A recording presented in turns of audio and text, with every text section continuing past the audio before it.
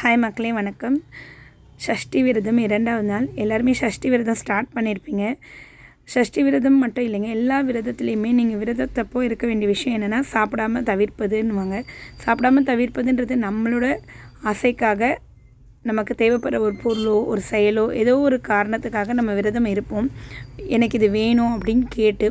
So சாமிக்கிட்ட விரதம் இருக்கும்போது சாப்பிடாமல் தவிர்த்து இருக்கிற நம்ம அந்த சூழ்நிலையில் நம்ம பாடி ரொம்ப அமைதியாக ஸ்லோவாக ஆக்டிவாக இருக்காது.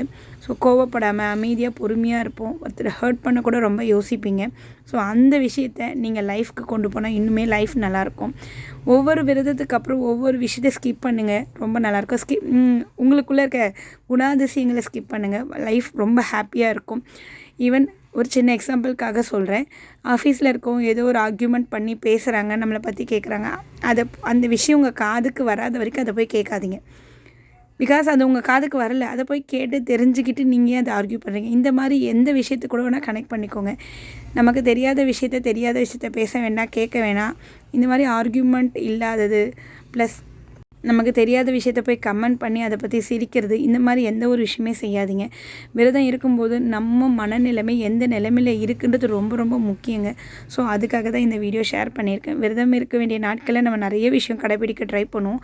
கடைப்பிடிக்கிற விஷயத்தை அன்னையோடு முடிச்சிடாமல் விரதம் முடிஞ்சு நம்ம கண்டினியூ பண்ணனா நமக்கு கடவுள் எல்லா நாளுமே எல்லாமே செய்யக்கூடிய இடத்துல நம்மளை வைப்பார்.